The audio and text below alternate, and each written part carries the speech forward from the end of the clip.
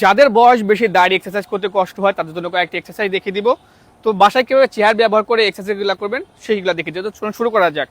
প্রথম যে এক্সারসাইজগুলো করবো সেটা হচ্ছে পায়ের জন্য আমরা একটু স্ট্রেচিং করে নিব। এইভাবে স্ট্রেচিং করে নিব, এইভাবে ধরে ডান পা হলে বা পাটা এইভাবে স্ট্রেচিং করে নিব।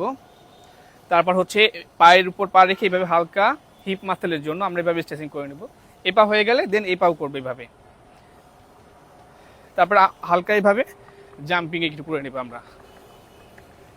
যখন পায়ের মাসলে রক্ত সঞ্চালন বেড়ে যাবে দেন আমরা এক্সারসাইজ শুরু করবো। তো প্রথম যে এক্সারসাইজ সেটা হচ্ছে করবো আমরা লেগ এক্সটেনশন দিয়ে এইভাবে 1 2 3 4 5। এটা করেছি আমরা 5 বার। এটা 15 থেকে 20 বার রাউন্ড করে 4 সেট করবো। তারপরে যে এক্সারসাইজটা সেটা হচ্ছে স্কোয়াট। এভাবে বসে 1 2 3 4 5। তো আমাদের স্কোয়াট হয়ে গেছে, আমাদের হচ্ছে লেগ এক্সটেনশন হয়ে গেছে। তো আমরা এখন কাপ মাসলের জন্য এক্সারসাইজটা করবো। আমি দেখিয়ে দিচ্ছি এভাবে বসে এভাবে 1 2 3 4 5। একটু উপরের দিকে নিয়ে মাথাটাকে কুইজ করে ধরবেন, একটু চেপে ধরে রাখবেন।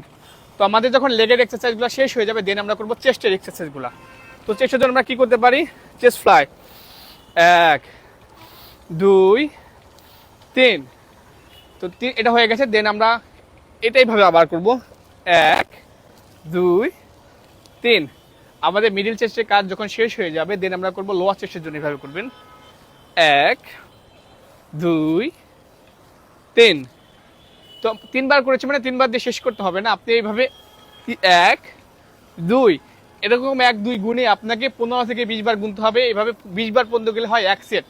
এরকম 4 সেট শেষ করবেন, প্রত্যেকটা ওয়ার্কআউটের 4 সেট শেষ করবেন।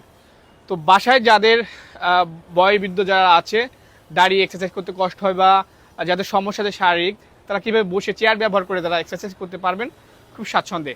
ভিডিওটি ভালো লাগলে অবশ্যই সেভ করে রাখবেন এবং ওদের মাঝে ভিডিওটি শেয়ার করবেন। ধন্যবাদ সকলকে।